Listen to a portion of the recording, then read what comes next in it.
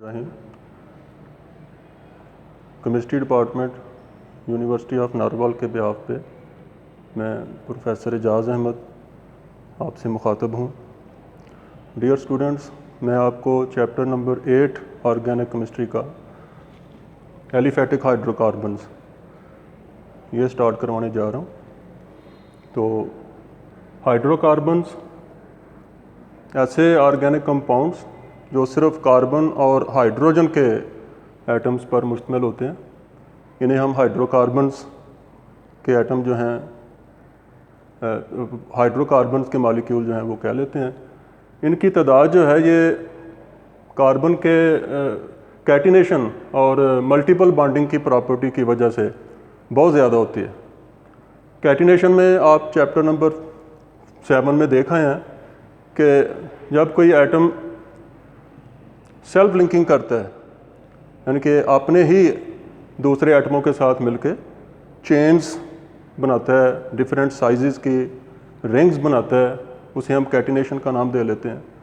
तो ये self linking property है कार्बन की, जो कि इसको यूनिक बनाती है बाकी तमाम एटमों से, तमाम एलिमेंट के एटमों से, जिसकी वजह से large number of organic compounds हमें पढ़ने को मिलते हैं, देखने को मिलते हैं, और उनको हम अलग एक केमिस्ट्री की क्लास में, केमिस्ट्री की ब्रांच में, ऑर्गेनिक केमिस्ट्री में ला के स्टडी करते हैं। तो इतनी ज़्यादा तादाद होने की वजह से, कैटिनेशन की वजह से और मल्टीपल बॉन्डिंग की वजह से, मल्टीपल बॉन्डिंग में कार्बन डबल बॉन्ड बना लेती है दूसरे कार्बन के साथ, चेन में किसी जगह पर भी दो कार्बन आपस में डबल बॉन्ड बना लेती हैं या ट्रिपल बॉन्ड बना लेती हैं, तो इसे हम कार्बन की मल्टीपल बॉन्डिंग का नाम दे लेते हैं। तो इन दो प्रॉपर्टीज़ की वजह से, कार्बन की कैटिनेशन और इसकी मल्टीपल बॉन्डिंग की वजह से, हमें हाइड्रोकार्बन्स जो कि बहुत ज़्यादा तादाद में मिलते हैं, सबसे ज़्यादा तादाद ऑर्गेनिक कंपाउंड्स में इसी क्लास की है, हाइड्रोकार्बन्स की। ये सबसे सिंपल है और सबसे ज़्यादा पाए जाने वाले ऑर्गेनिक कंपाउंड्स हैं। इन्हें हमें क्लासीफाई करना पड़ता है डिफरेंट ग्रुप्स में। मसलन हाइड्रोकार्बन्स के दो मेन ग्रुप जो हैं, जिसमें एक ओपन चेन या एलिसाइक्लिक और दूसरा क्लोज चेन या साइक्लिक हाइड्रोकार्बन जो हैं, इन दो क्लासों में इनको डिवाइड किया गया। ओपन चेन में आगे फिर दो क्लासें आ जाती हैं, जिसमें सैचुरेटेड, जिसकी हम अलग डेफिनेशन करेंगे, अनसैचुरेटेड, उसकी भी आगे डेफिनेशन आपको मिल जाएगी। पहले हम इनको डिफाइन कर लेते हैं कि सैचुरेटेड हाइड्रोकार्बन जो है कार्बन की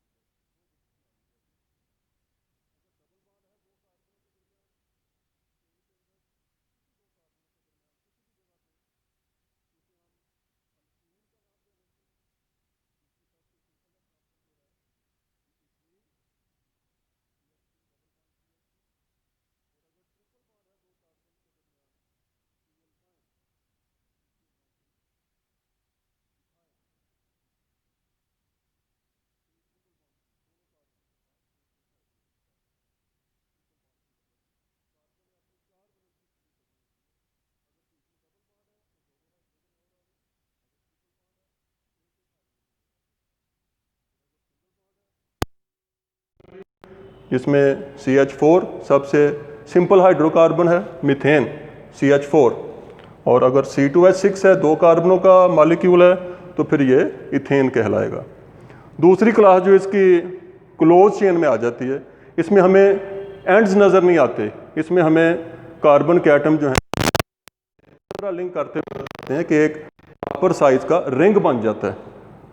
जैसे ये 6 कार्बन है, जब रिंग स्ट्रक्चर लिखते हैं तो कार्बन के एटम्स को फिर हमें शो करने की ज़रूरत नहीं है, अंडरस्टूड है कि हर कॉर्नर के ऊपर कार्बन का एटम मौजूद होता है। ये सिंपल रिंग स्ट्रक्चर को लिखने का तरीका है कि आप इनके स्केचेस बना लेते हैं।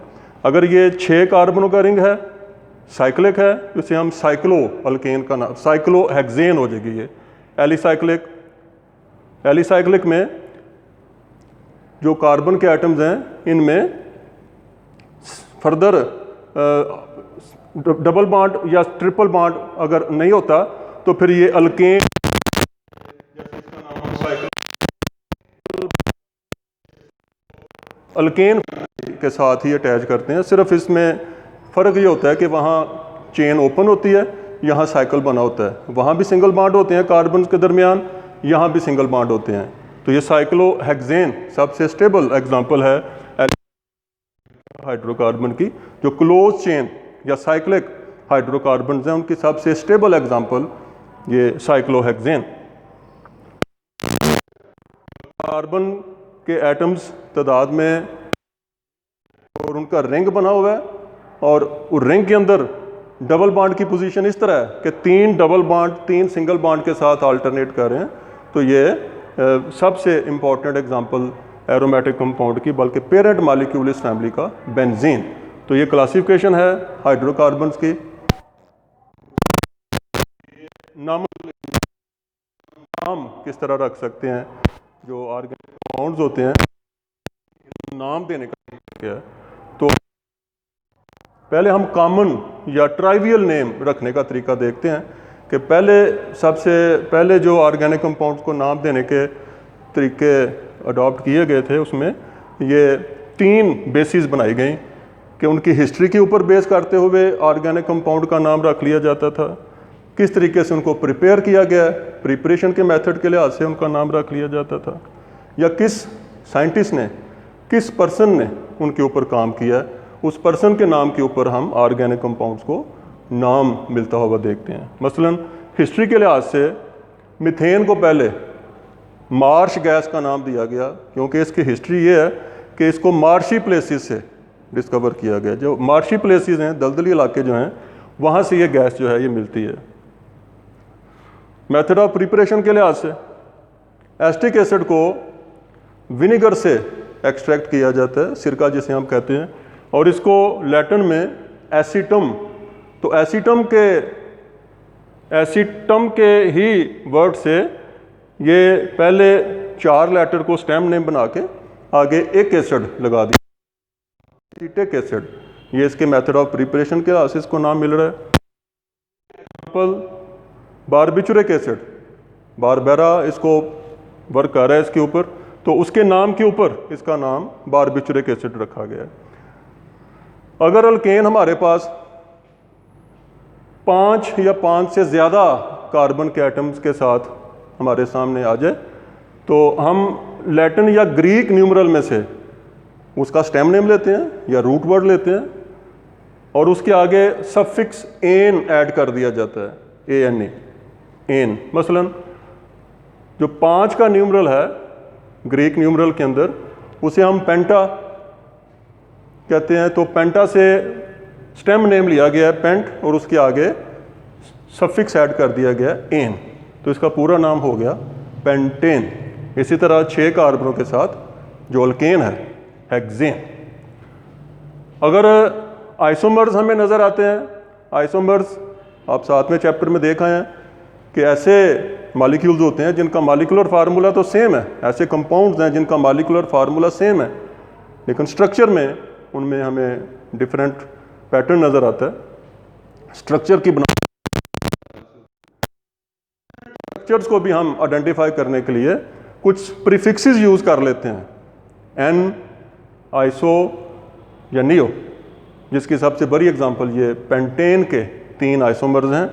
अगर तो पेंटेन की 5 कार्बनें C5H12 स्ट्रेट फॉर्म में सीरीज में लगी हुई हैं, तो इसको हम N for normal form pentane की कहेंगे। ये इसका पहला आइसोमर N पेंटेन। और अगर 4 कार्बनें चेन बना रही हैं और 1 कार्बन ब्रांच में चली गई है, तो इसे हम आइसोपेंटेन। अगर 3 कार्बनों की चेन है और सेंटर वाली कार्बन के साथ ऊपर नीचे 2 कार्बनें ब्रांच में आ गई हैं, तो इसे हम नियोपेंटेन। तो ये कॉमन या ट्राइवियल नेम जो है देने का तरीका है, लेकिन इसके कुछ ड्रॉबैक्स हैं, कुछ डीमेरिट्स हैं, जो कि मैं इंशाल्लाह आपको अगले लेक्चर में समझा। Bundle of thanks.